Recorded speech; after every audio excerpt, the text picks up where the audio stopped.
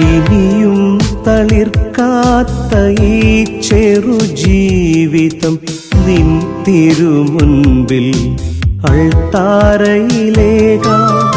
ഇനിയും പൂക്കാത്ത അത്തിയാം ഞാൻ നിൻ തിരുകൈകളിൽ കാണിക്കയായി സമ്പൂർണമായേകിടാം.